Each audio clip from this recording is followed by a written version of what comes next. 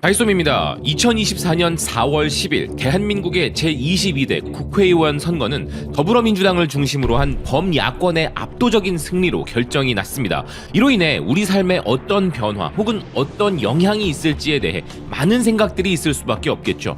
그런데 이는 비단 우리만 그런 것이 아니라 우리나라의 정치적 상황에 따라 정치, 경제, 안보, 외교 등 여러 가지 면에서 직간접적으로 영향을 받게 되는 수많은 국가들의 입장에서도 마찬가지인데요. 우리나라의 정치적 상황은 우리나라에서 끝나는 것이 아니라 세계 각국들에게도 영향을 미치기 때문에 그들도 촉각을 곤두세우는 관심사인 것이죠. 이는 우리나라의 국제적 입지를 말해주는 것이기도 하고 우리가 그만큼 중요한 지정학적 위치에 놓여 있다는 것을 의미하기도 합니다. 그래서 세계 각국 매체들이 우리나라 총선 소식을 어떻게 보도하고 있는지 전해드리고자 하는데요. 그들의 반응 또한 우리의 삶과 연관이 없다고 할 수 없기 때문입니다.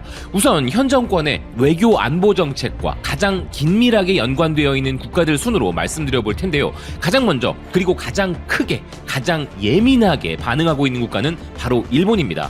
여러분들이 한 번쯤은 들어보셨을 일본의 주요 매체들 전부가 빠른 속보와 헤드라인으로 이번 총선 결과를 전하고 있는데요. 교도통신은 출구조사 당시부터 야당이 다수당을 유지할 가능성이 높다면서 한국의 제1야당인 더불어민주당을 비롯한 야당 진영이 압도적인 승리를 거두었고 과반수를 유지하게 될 것이라면서 이는 임기 5년 중 아직 3년을 더 남겨둔 윤석열 대통령의 집권에 큰 타격을 줄 것이라 전했습니다. 아울러 일본 기준에서 가장 예민한 부분인 북한의 미사일 위협에 대한 대응과 관련하여 이번 총선의 의제에는 미국, 일본과의 안보 동맹 강화 등의 외교 정책은 선거의 주요 쟁점으로 떠오르지 않았다는 부분도 전하고 있었는데요. 또한 교도통신은 한국 총선 출구조사를 토대로 여당의 참패가 한일 협력에 영향이 있을 수 있다 전했습니다. 니케이 아시아 또한 한국 선거에서 윤석열 대통령의 여당이 참패했다면서 남은 임기 동안 구름이 드리워진 침체기의 가능성을 언급했는데요. 또한 윤 대통령은 2년 전 취임 이후 야당이 통제하는 국회에 의해 방해를 받았고 이제 그는 한국 민주주의 역사상 최초로 과반 의석을 확보하지 못하고 5년 임기를 전부 마치게 되는 대통령이 되었다 전했습니다. 또한 니케이는 이번 한국 총선의 여당 참패의 원인으로 윤 대통령의 독선에 대한 비판 여론과 고물가 등이 겹친 부분이 컸다 분석했고 또 다른 기사를 통해 여당인 국민의힘이 108개의 의석을 확보하여 현재 의석인 114개의 의석을 크게 밑도는 사태는 회피할 수 있었다고 이야기했는데요.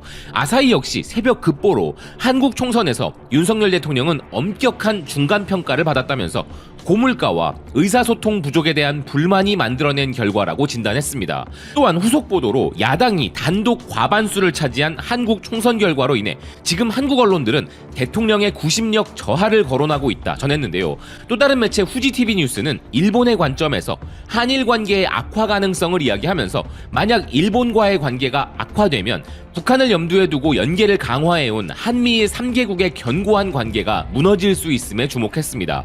일본 TBS도 한국 야당의 압승이라면서 여당의 참패로 한일 관계 재건에 임해온 윤 정권에게 큰 아픔이 될 것이며 일본과의 관계 개선의 움직임에 영향이 나올 가능성도 있다 전했습니다. 일본 지지통신은 출구조사 당시 국회에서 상황을 지켜보던 여당 간부는 참패로 인해 얼어붙었고 최대 야당인 민주당의 간부는 윤석열 정권 심판이라는 민의 폭발의 결과라면서 웃었다 전했는데요. 그리고 약진할 전망을 가진 조국 혁신당에 대한 언급도 하고 있었습니다. 또한 한국 총선의 쟁점은 대일 관계가 아니라 경제나 물가에 대한 관심이었다고 분석했습니다.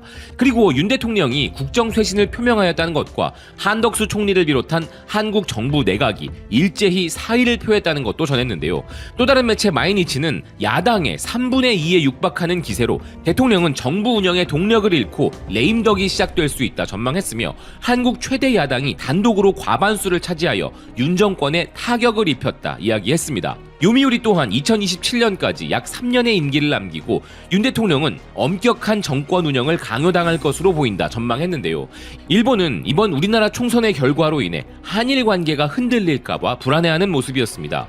한일 관계 개선은 그들에게 도움이 되는 것이었기에 이에 대한 불안 여론이 가장 크게 부각되고 있는 것을 알 수 있었는데요. 다음은 일본만큼이나 우리 정치 상황에 예민한 국가인 중국의 반응입니다.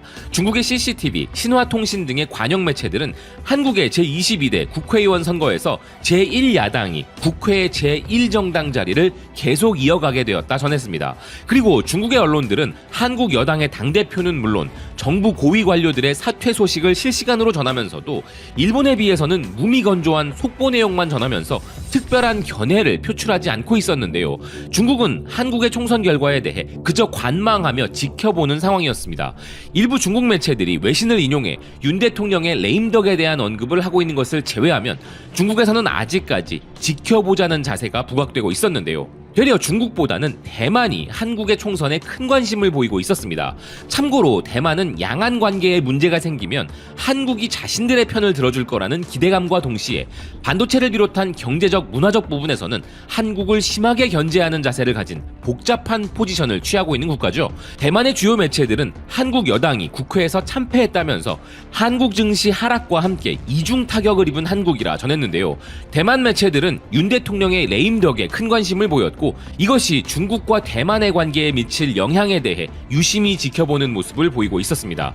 그 다음은 우리와 뗄래야 뗄 수 없는 국가인 패권국 미국의 반응인데요.